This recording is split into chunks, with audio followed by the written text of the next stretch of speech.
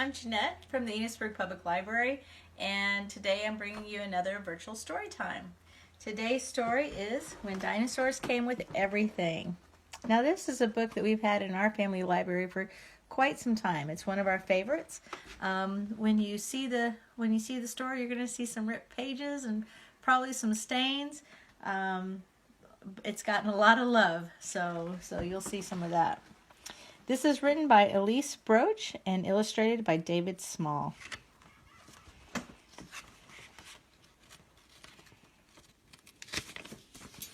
When Dinosaurs Came with Everything.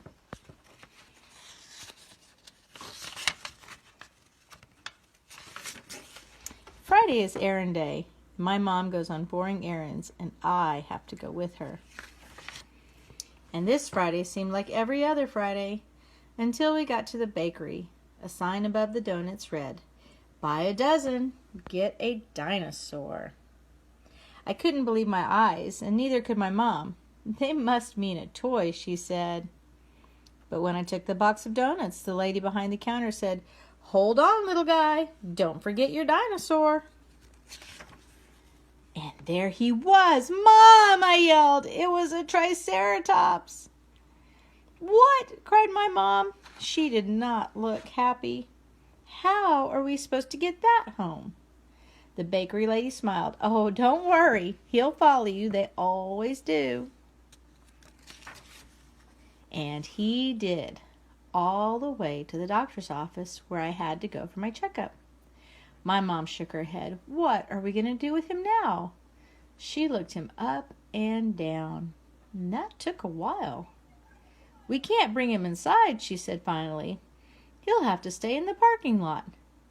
I told him not to talk to strangers.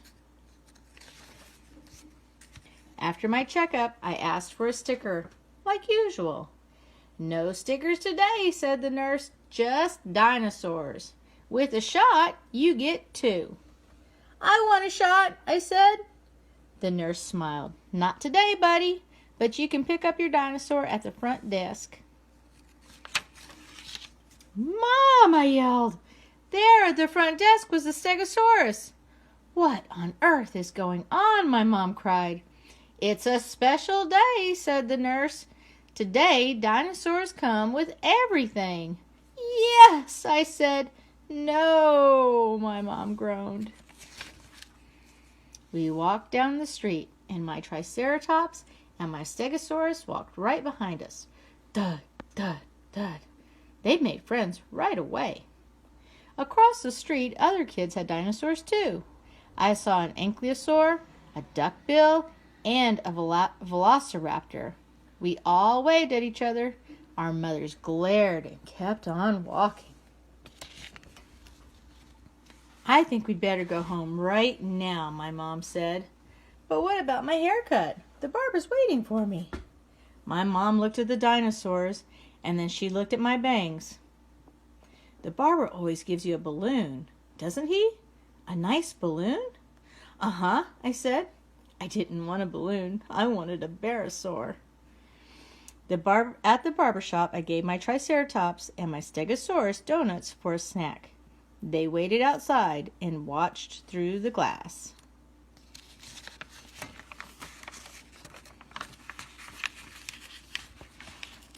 The barber pumped the chair up high. He cut my hair way too short, but I didn't mind because he patted my head and said, "Wait right here, sport."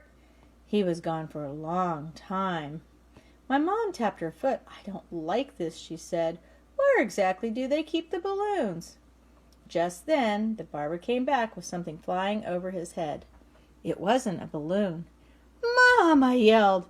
It was a pterosaur. "This is too much," my mom protested. "Now listen," she told the barber. "I think a balloon will do just fine today. Don't you have any balloons?" "Sorry, lady, no balloons. You get one of these instead."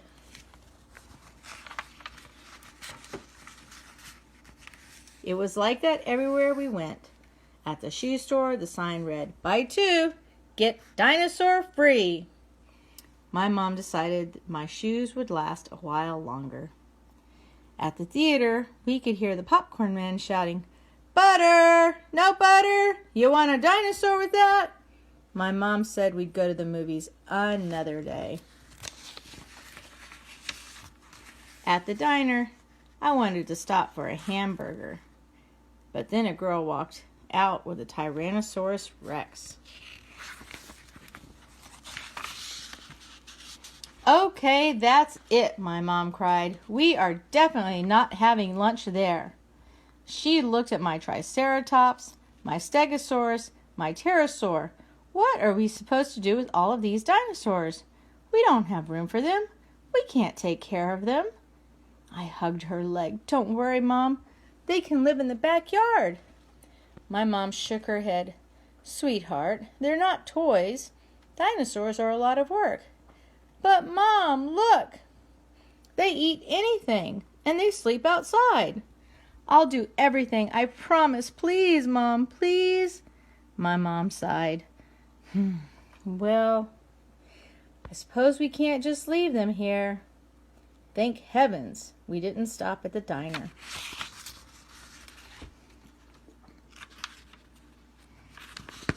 We hurried home, and my dinosaurs hurried after us. Thud, thud, thud, flap, flap, flap. When we were almost there, we saw a little duck-billed dinosaur standing alone on the street corner. He looked lost. "Mom, that's a baby heartosaur. He's all by himself." "Sweetie, we've already got our hands full." The hadrosaur followed us. It wasn't my fault. When we got home, my mom needed to lie down, so I made lunch for the dinosaurs.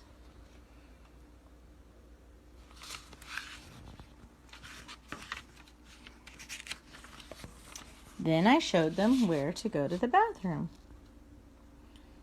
I told them to stay out of the neighbor's yard because of his mean dog.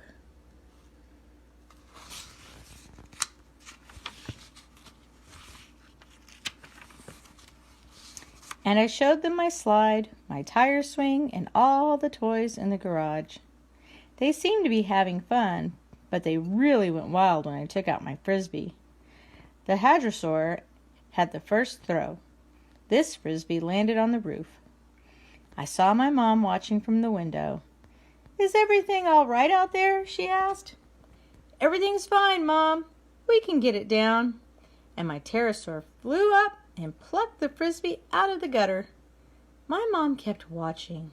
She looked at him for a long time. The next thing I knew, she had him cleaning the gutters. Then she came to the backyard with a pile of wet clothes. "These spikes come in handy, don't they?" she said. Pretty soon, my mom had thought of chores for all of my dinosaurs. But I knew they didn't mind. It just meant they were part of the family. When we finished helping my mom, I could invite some friends over. It was a bring your own dinosaur party. And guess what happened next? I heard my mom on the phone to the bakery, and she asked, "Do you have any donuts left?" And that's when I knew everything would be just fine. The end. So today's activity is something that's going to be pretty easy. I was wondering if you could write in the comments below what some of the chores are that you do at home. So what are some chores maybe that you've had before? And now that we're at home for a bit, are there some new chores or new skills that you've been learning that you've been having more time to practice while we've been home? So are you doing things like picking up your room a bit more?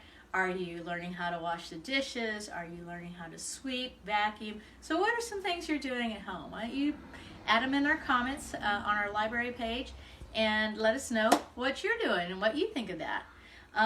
Today we have two songs. We're going to stand up so we can kind of get some wiggles out, and we're going to do head, shoulders, knees, and toes, and then we're going to do Oh Grizzly Bear. I know that these are two songs that we used to do on Friday mornings, and some of the little guys really like it, so we'll try these out. So we'll start. Head, shoulders, knees and toes, knees and toes. Head, Head, shoulders, knees and toes, knees and toes. Eyes and ears and mouth and nose. Head, shoulders, knees and toes, knees and toes. Let's go a little bit faster. Ready? Head, shoulders, knees and toes, knees and toes. Head, shoulders, knees and toes, knees and toes. Eyes and ears and mouth and nose. Head, shoulders, knees and toes, knees and toes. Woohoo! You can probably do it faster. Try it again on your own. So this song is Oh Grizzly Bear, and it's one that we would do on Friday mornings. And what you can do is you have a friend or a brother, not a friend right now, but somebody who's in your house, go in the middle of the floor, in the middle of the circle, and then you'll get others and you'll hold their hands, and we're going to go around just like we would do with, Ring Around the Rosie. I'm sorry, Ring Around the Rosie. So we're going to go around in a circle, and we're going to sing the song, and then the person in the middle, we're going to shake him at the end, and he's going to get up and he's going to growl. So we'll do that. Ready? Oh, grizzly bear, he's sleeping in his cave. Oh, grizzly bear, he's sleeping in his cave. Be quiet, very, very quiet. For if you shake him, if you wake him, he will be so mad. Ah! So I like that one. That's a lot of fun. I hope you had fun. I hope to see your comments below and see what things you're learning to do, what new skills you're practicing while we're at home. And we'll see you soon. Take care. Bye.